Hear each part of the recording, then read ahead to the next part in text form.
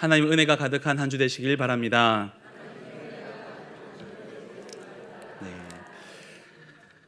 우리 어르신들이 아마 이런 말씀 많이 하실 것 같은데, 인생을 어떻게 많이 표현하십니까? 예전에 저희 아버지가 자주 애창했던 노래 중에 하숙생이라는 노래가 있었는데, 거기 보면 노래 부르면 큰일 날 것 같아서 가사만 불러드리겠습니다. 인생은 나그네 길, 어디서 왔다가 어디로 가는지. 근데 참 성경적인 고백입니다. 야곱이 그렇게 바로왕 앞에서 고백했었고, 내 인생은 나그네 길입니다 했고, 또 모세도 우리의 인생이 안개와 같아서 어디로 와서 어디로 가는지 모릅니다. 아마 그걸 참고하지 않았을까 싶습니다. 요즘 젊은 사람들에게 인생을 물어보면 이렇게 표현합니다. 인생은 타이밍입니다 그럽니다. 타이밍, 이렇게 기회를 잡는 거죠. 그래서 나에게 기회가 왔을 때 잘 잡는 사람이 성공하는 사람이다 라는 뜻으로 많이들 그렇게 얘기합니다.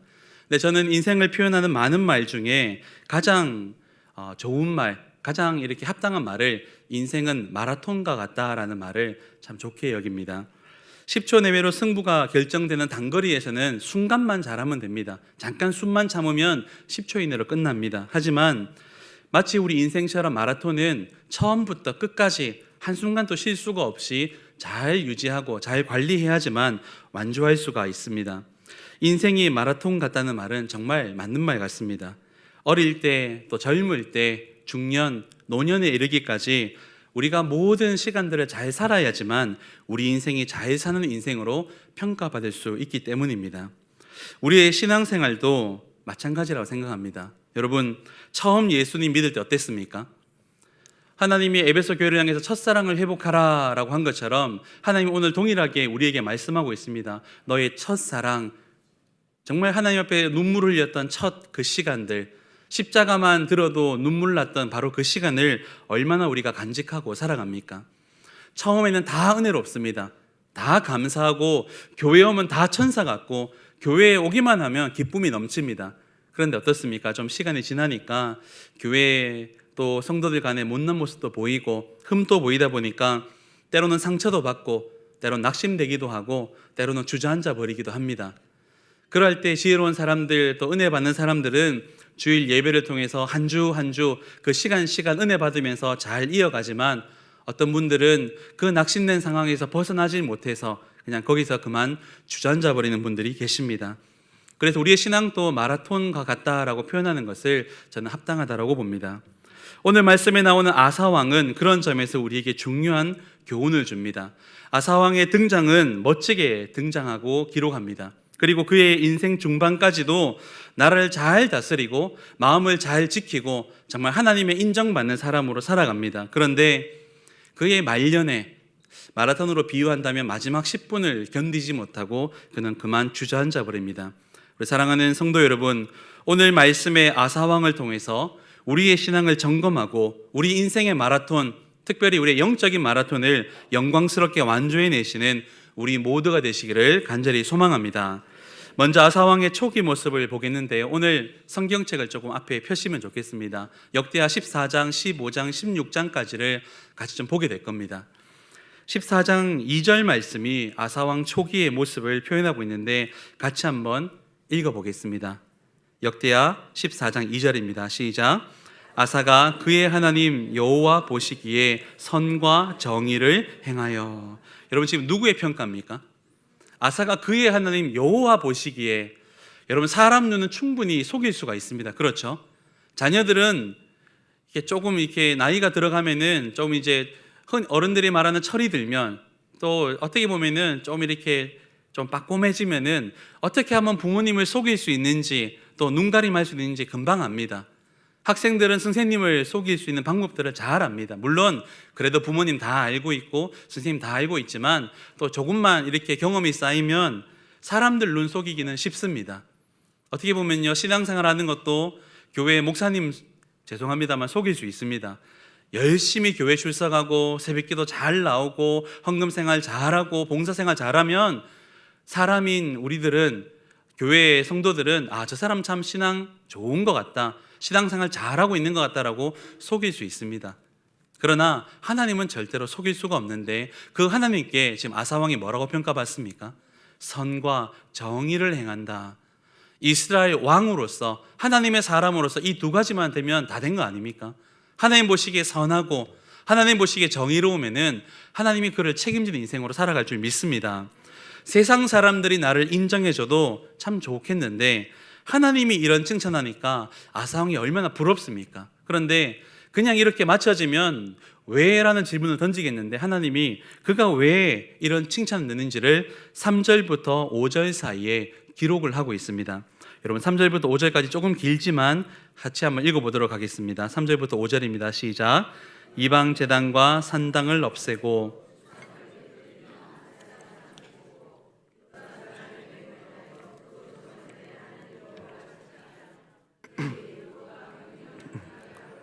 또 유다 모든 성읍에서 나라가 그 앞에서 평안함을 누리니라. 여러분 이게 지금 우리나라 얘기가 아니라 이스라엘 땅의 얘기입니다. 왜 이스라엘 땅에 이런 온갖 우상들이 난무해졌습니까?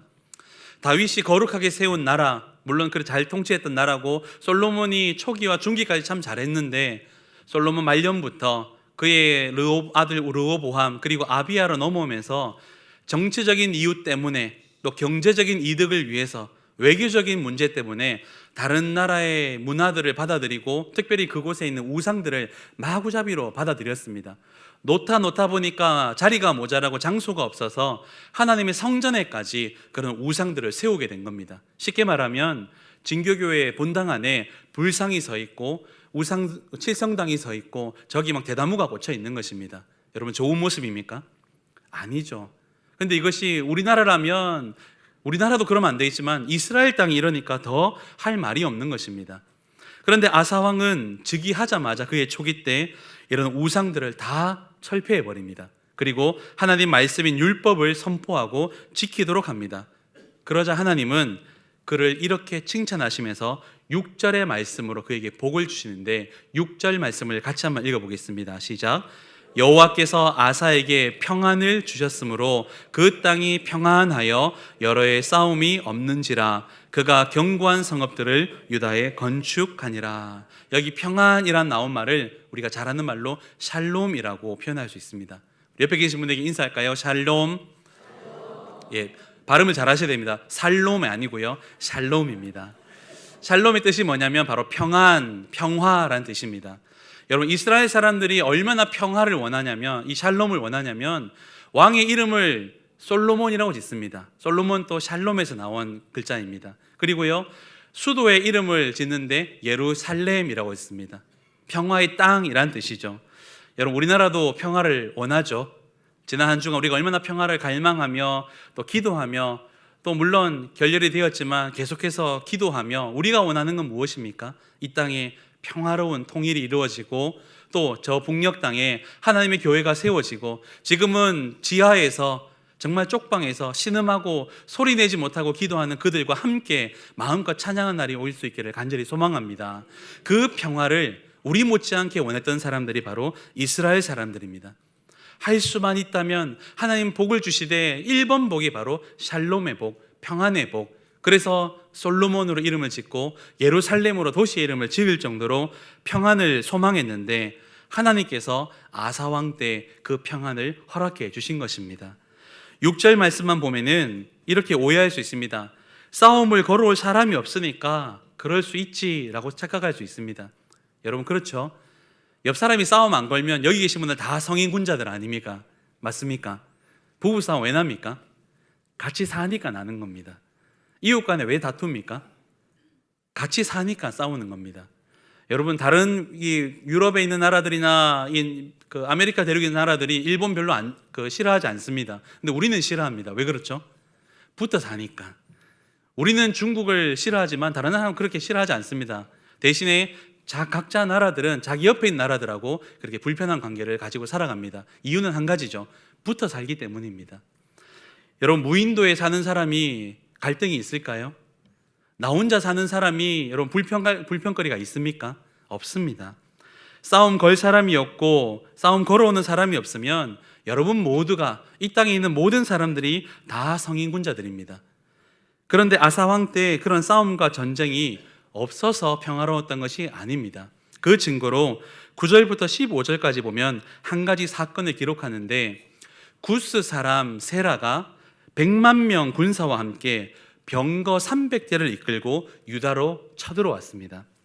8절에 보면은 당시 남쪽 유다의 군사력이 기록되어 있는데 방패와 창을 잡은 사람이 무려 58만 명입니다. 질문 한번 드려볼까요? 우리나라의 지금 군인 숫자가 얼만큼 될까요? 60만이라고 보통 표현합니다. 조금 줄었지만은 지금 우리나라를 지키고 있는 이 현대전의 군인들 숫자와 비슷한 숫자를 남쪽 유다는 보유하고 있습니다. 물론 우리는 2년 직업 군인이 아니냐면 2년 군 생활이지만 이 이스라엘은 당시에 20세부터 60세까지 몸만 움직일 수 있으면 다 군인들이니까 조금 차이는 있지만 60만은 절대로 작은 숫자가 아니었습니다. 하지만 상대가 몇 만입니까? 100만이었습니다. 거의 1대2의 비율을 가지고 쳐들어왔는데 더 큰 문제는 유다 사람들은 방패와 창을 들고 있는 보병들이었다면 상대는 병거, 오늘날 말하면 탱크와 같은 것을 몰고 다니는 그런 전투력을 갖추고 있는 100만의 군대입니다. 싸우면 누가 이길까요? 구스 사람들이 이길 것이 뻔합니다. 그런데 이 순간 아사왕이 무엇이라고 고백하냐면 11절 말씀으로 오늘 긴 말씀인데 한번 같이 읽어보도록 하겠습니다. 11절인데요. 같이 한번 읽어보겠습니다. 시작. 아사가 그의 하나님 여호와께 부르짖어 이르되 여호와여 힘이 강한 자와 약한 자 사이에는 주밖에 도와줄 리가 없사오니 우리 하나님 여호와여 우리를 도우소서. 우리가 주를 의지하오며 주의 이름을 의탁하옵고 이 많은 무리를 치러 왔나이다. 여호와여 주는 우리 하나님이시오니 원하건대 사람이 주를 이기지 못하게 하옵소서 하였더니. 제가 한 구절만, 이 짧은 말씀만 다시 강조하겠습니다. 원하건대 사람이 주를 이기지 못하게 하옵소서. 안개처럼 사라져버릴 그런 인생과 같은 저 구스 사람들이 만군의 주 여호와께 보호받는 하나님의 친백성된 이스라엘 사람들을 이기지 못하게 해달라고 간구하고 있습니다. 그런데 뭐라고 표현하냐면 아사왕 자신과 이스라엘 백성들을 구스 사람들이 주를 이기지 못하게 해달라고 간청하고 있습니다. 굉장히 건방지고 함부로 할 수 없는 고백입니다. 조금 철저하게 들어가 보면 이건 하나님의 이름을 망령되이 걷는 겁니다. 왜요? 사람이 하나님이 될 수 있습니까? 제가 만약 무엇인가를 얘기하면서 하나님이라고 표현하면 저는 하나님의 이름을 모독되게 한 겁니다. 그런데 지금 아사왕은 자신을 또 자신의 백성을 가리켜서 주라고 표현하고 있습니다. 왜 그러냐면 비록 싸움은 구스 사람과 유다 사람들이 하고 있지만 지금 이 전쟁은 하나님을 믿지 않은 사람들과 하나님의 백성들 간의 싸움이기 때문에 자신들은 비록 사람이지만 하나님 약속하신 그 약속의 백성들이니 하나님께서 우리를 지켜달라고 그렇게 표현한 것입니다. 그들의 조상들과 맺었던 그 언약, 솔로몬이 성전을 짓고 맺었던 그 언약을 붙잡고 기도하기 때문에 그를 가리켜서, 그의 백성을 가리켜서 주라고 표현했던 것입니다. 사람이 하나님을 이기지 못하게 해달라고, 즉 구스 사람들이 하나님의 백성들을 이기지 못하게 해달라고 그가 기도합니다.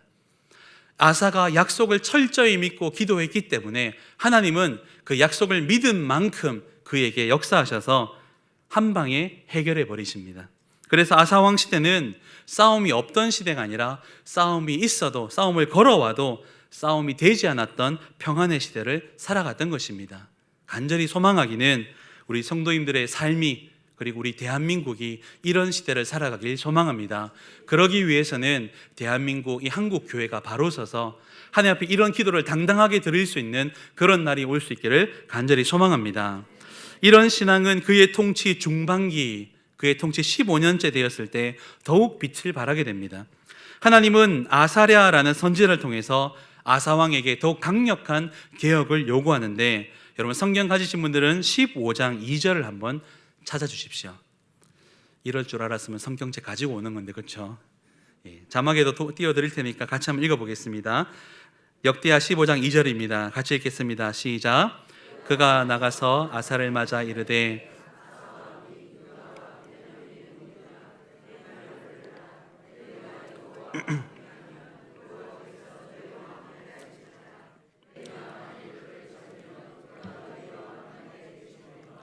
너희가 만일 그를 버리면 그도 너희를 버리시리라.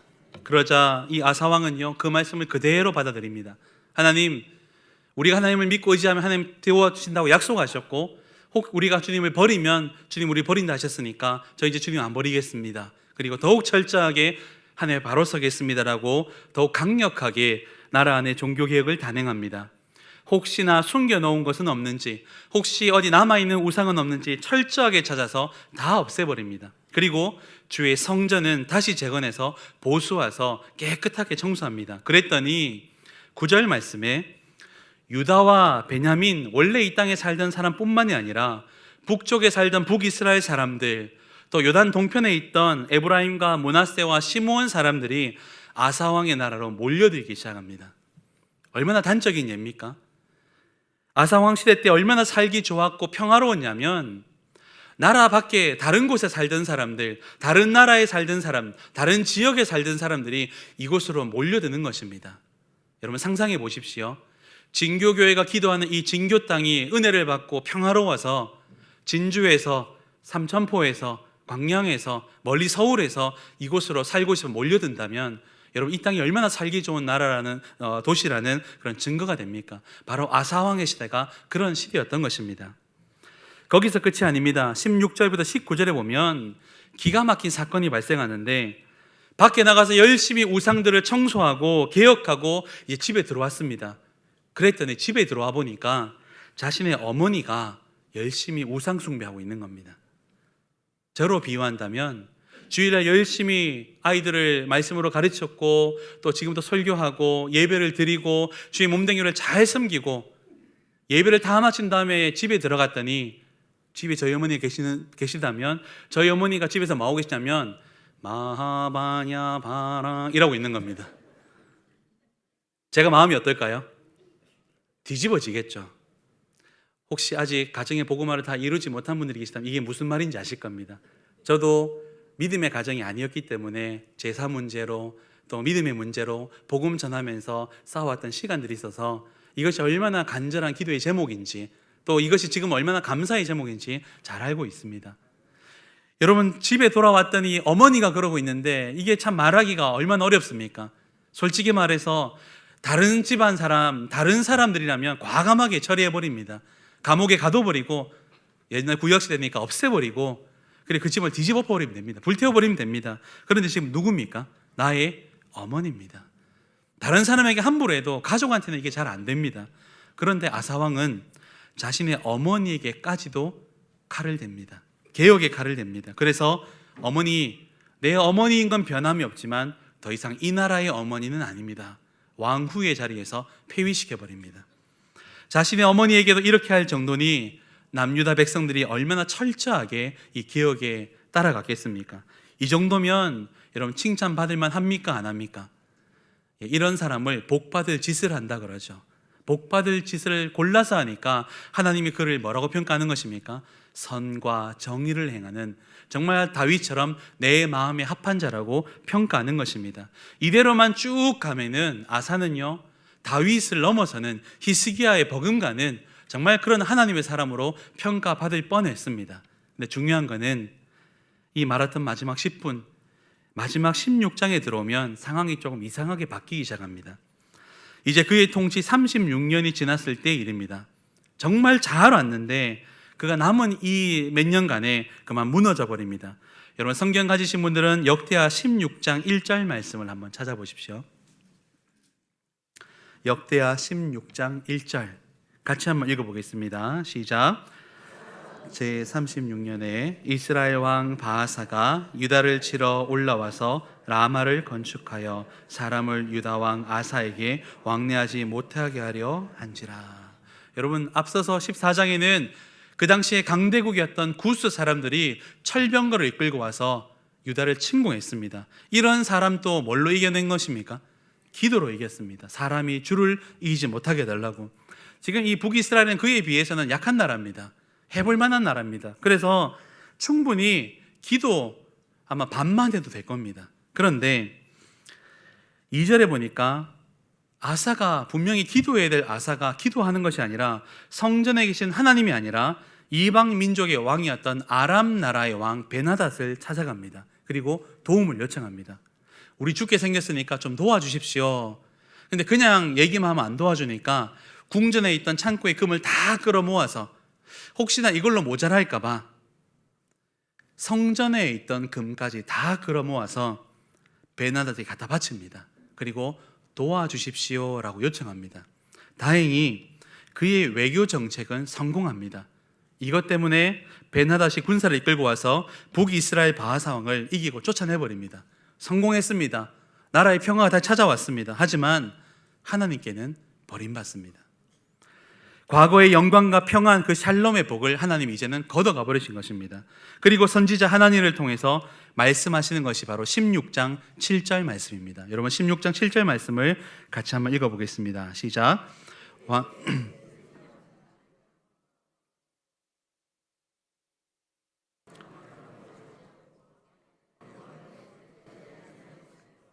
아람 왕의 군대가 왕의 손에서, 여러분 이 말씀이 얼마나 중요한 말씀이냐면 아사 왕의 인생에 통한 하나님의 계획 속에는 북이스라엘뿐만이 아니라 구스뿐만 아니라 이제 구스를 다음으로 이어서 강력한 나라가 되었던 이 아람까지 정복할 수 있는 계획이 있었다는 겁니다. 하나님의 계획과 축복 속에는 남유다가 이 아람을 정복하는, 이길 수 있는 계획을 가지고 있습니다. 다시 말하면 아람 왕 베나닷은 아사 왕이 지금 금 갖다 바치면서 의지해야 될 대상이 아니라 하나님과 함께 정복해야 할 대상이었던 것입니다. 이 강력한 나라 아람을 이길 수 있는 그 기회와 계획을 하나님은 아사 왕에게 세워두고 계셨는데 아사 왕이 인간의 생각으로 신앙이 무너져 버려서 결국 이 축복의 기회를 다 날려버린 것입니다. 구스 사람이 크고 강력했지만 하나님을 의지했기 때문에 이겼는데, 그러나 하나님, 아람 앞에서는 하나님을 버렸기 때문에 하나님은 그 아사를 그 순간 버리십니다. 그래서 마지막 결론으로 하나님이 아사왕의 인생을 평가, 분명히 14장 시작할 때는 선과 정의를 행하는 바람직한 왕, 그의 중반까지도 정말 하나님의 마음을 시원케 해드리는 하나님의 사람으로 평가받던 아사가 그의 말년에 어떻게 평가받냐면 16장 9절인데요. 아마 읽어보시면 많이 암송하셨고 많이 들어보셨고 많이 붙잡고 기도하는 말씀입니다. 그런데 아마 이 말씀의 중반부까지는 기도하는데 후반부를 눈여겨보신 적은 없었을 것입니다. 여러분 9절을 처음부터 끝까지 한번 읽어보겠습니다. 시작.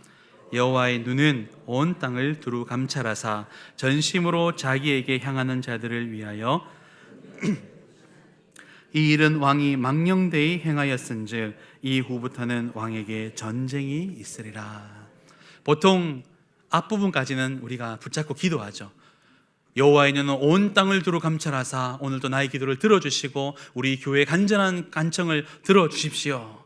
하지만 사실 이 말씀이 나온 배경은 좋은 상황이 아니었습니다. 아사가 그만 하나님을 버려버리고 망령되이 일컬어서 망령되이 행하여서 전쟁이 없던 나라가, 전쟁이 있어도 전쟁이 되지 않았던 나라가 이제부터 이 나라엔 전쟁이 터질 것입니다 라고 이제 예고받았던 그런 상태로 빠지게 된 것입니다. 사랑하는 성도 여러분, 오늘 말씀 그대로 여호와의 눈은 온 땅을 두루 감찰하십니다. 언제요? 항상 그렇습니다. 여호와의 눈은 온 땅을 두루 감찰하십니다. 어디에만요? 모든 땅에 그렇습니다.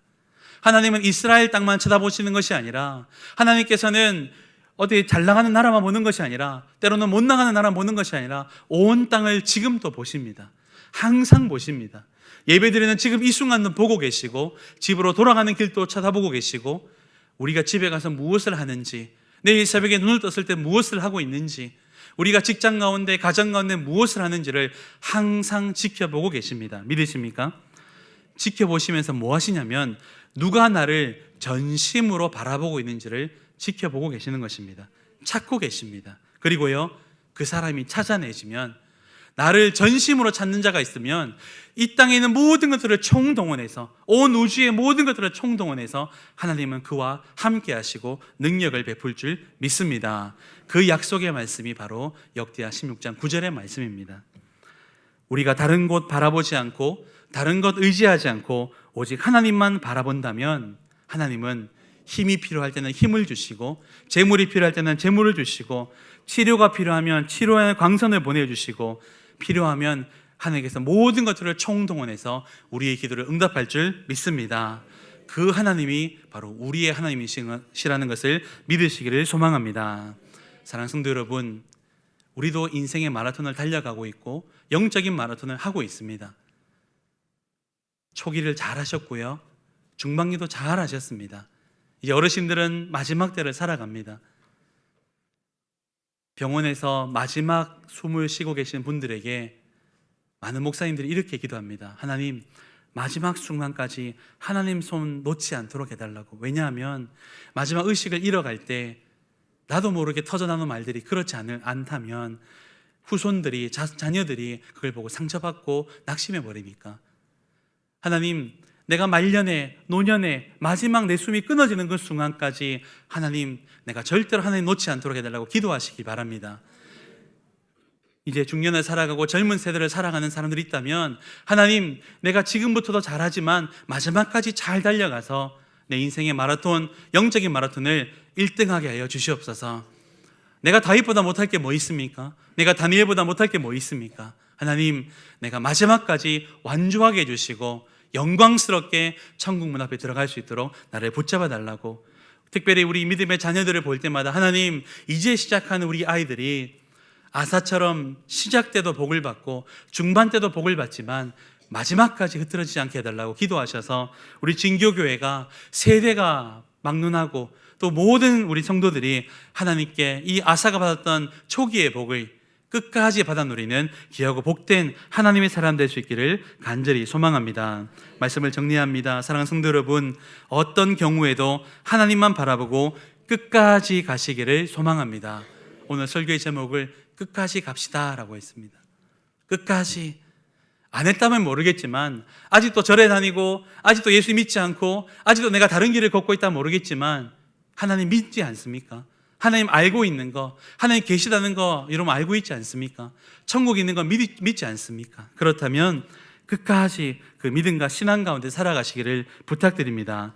세상 의지하여 무너지지 말고 이 세상의 방법과 믿음의 방법 사이에서 고민하지 마시고, 아사왕처럼 중간에서 또는 마지막에서 무너지지 마시고 끝까지 스데반처럼, 바울처럼 하나님만 바라보시고 승리하는 우리 모두가 되시길 소망합니다. 그러할 때 16장 9절의 말씀처럼 하나님은 그 능력의 손을 펴셔서 우리 교회 위에, 우리 성도님 삶 위에 함께 하셔서 살려주시고 고쳐주시고 채워줄 줄 믿습니다. 이 귀하고 복된 은혜가 이번 한 주간 또 우리가 살아가는 모든 날 위에 함께 하시기를 예수님 이름으로 간절히 소망하고 기도합니다. 이 시간 같이 한번 기도하시겠습니다.